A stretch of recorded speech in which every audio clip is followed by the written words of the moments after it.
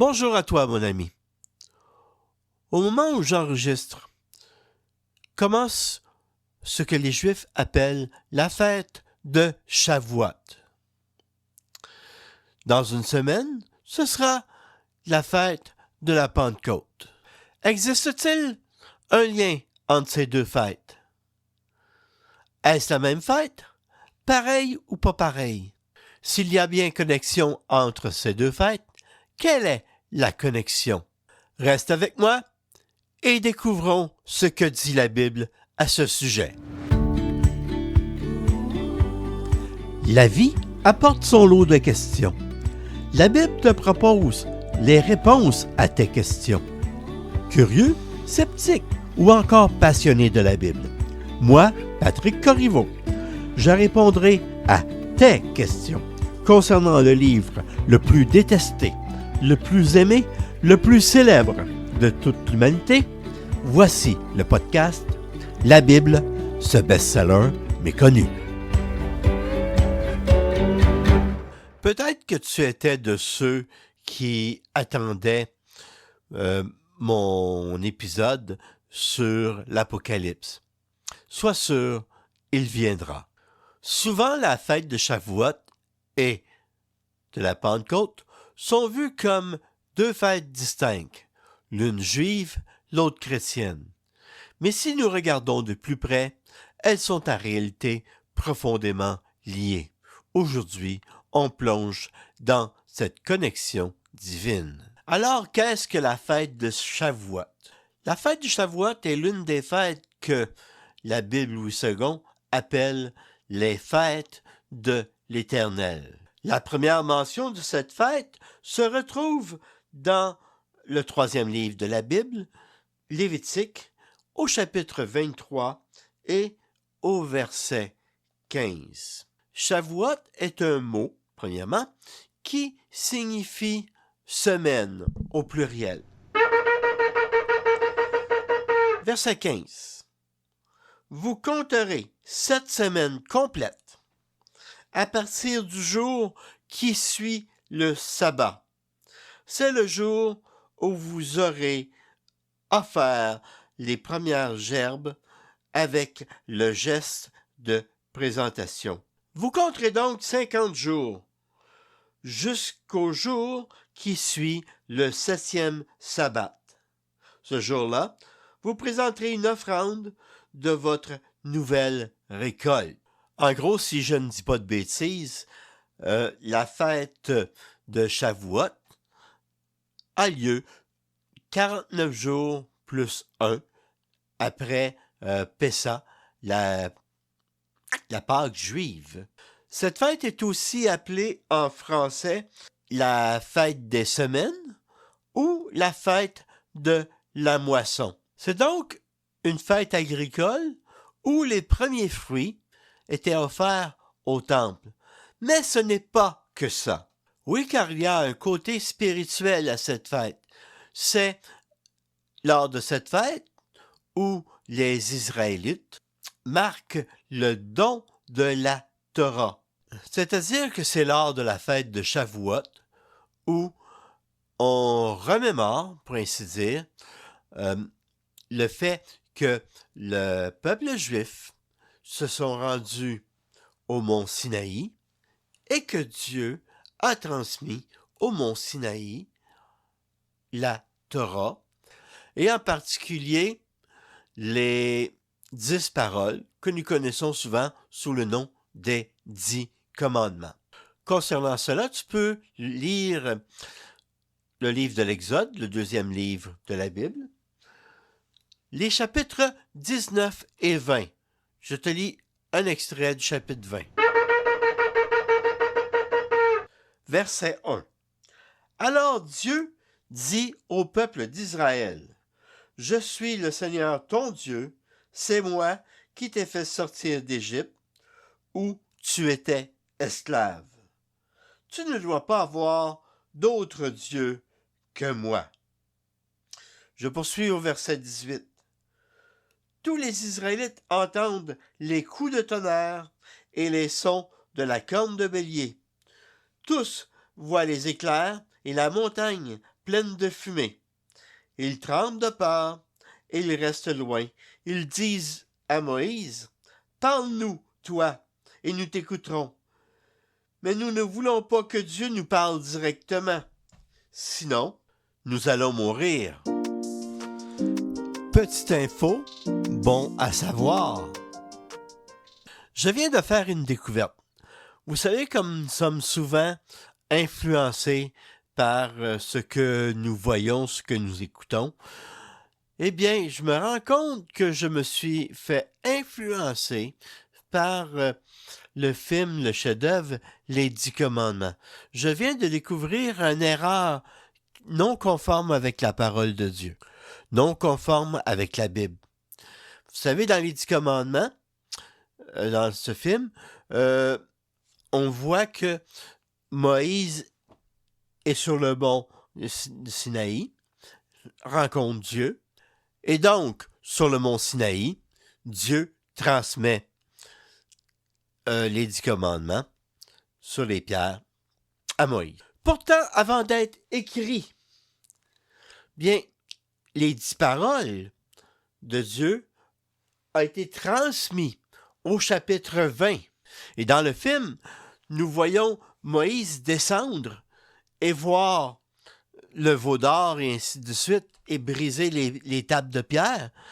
Mais cet événement-là s'est produit seulement au chapitre 32. Alors, le peuple juif a déjà eu la connaissance des 10 paroles de façon orale. J'ai un deuxième bon à savoir. Il est d'usage de consommer des aliments lactés pendant la fête de Shavuot, soit le soir, soit le lendemain matin, avant le repas du midi, selon les coutumes.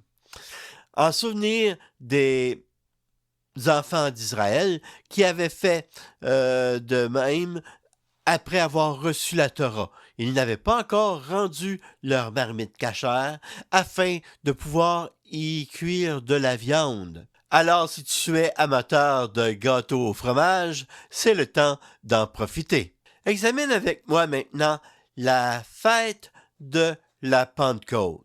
Le mot Pentecôte vient du grec qui signifie 50, donc 50 jours après la Pâque. Je te lis les 4 premiers versets du chapitre 2 des Actes des Apôtres.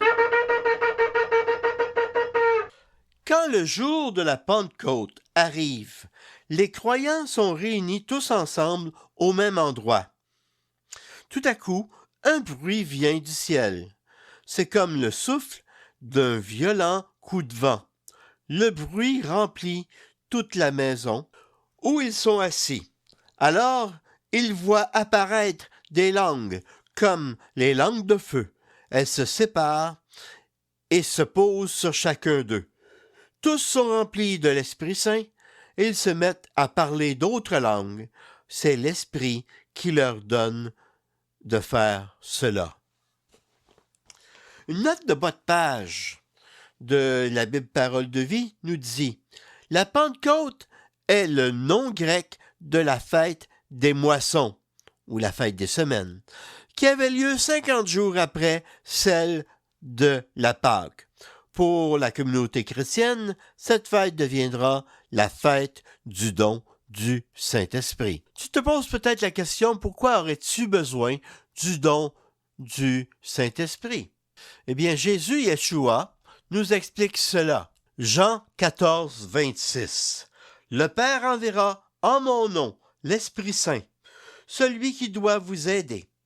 Il vous enseignera tout et il vous rappellera tout ce que je vous ai dit. Le Saint-Esprit est donc la personne de la Trinité divine qui nous enseigne la parole de Dieu, qui nous rappelle des passages de la parole de Dieu, qui nous aide dans notre rôle d'évangélisation, pour répandre le message de Yeshua, le message de Jésus à toutes les nations. Dans ce fameux Shavuot ou Pentecôte, l'année où Jésus est mort et ressuscité, pourquoi le don des langues? Eh bien, Bien, Shavuot et Pentecôte est une fête de pèlerinage.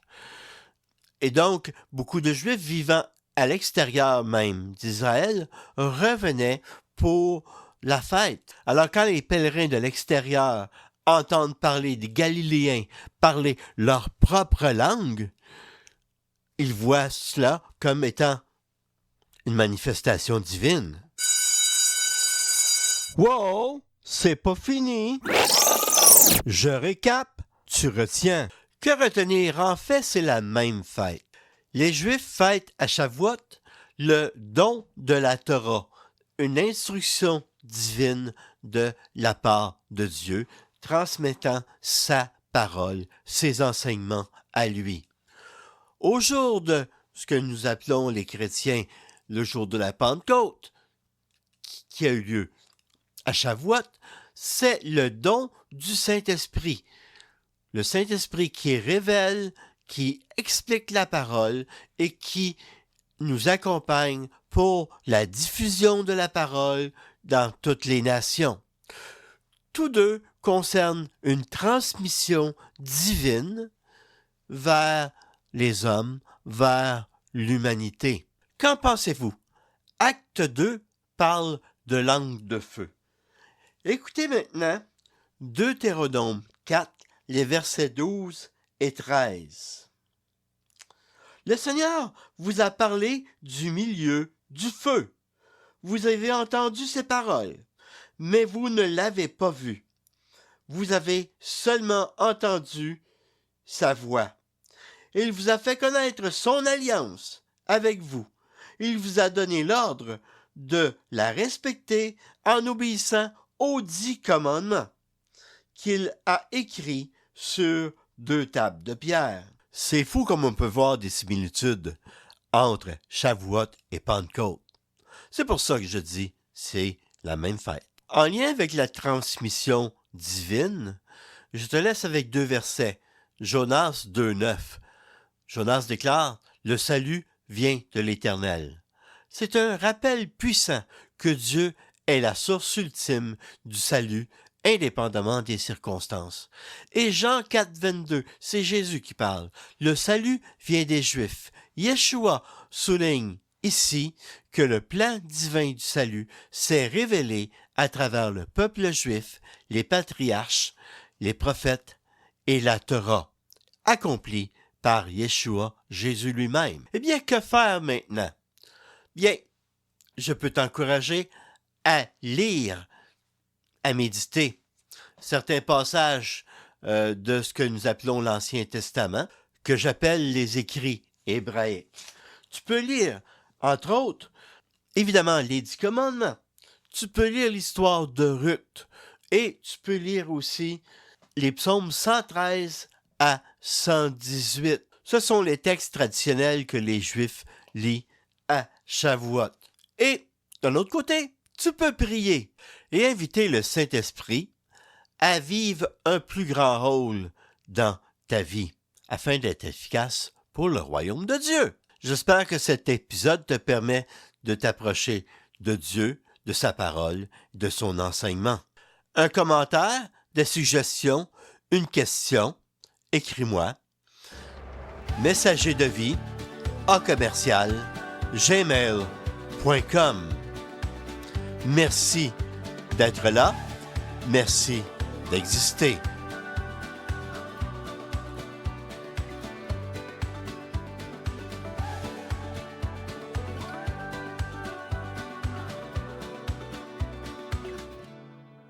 La Bible, ce best-seller méconnu. Un podcast produit par Messager de vie, hébergé par Ocha.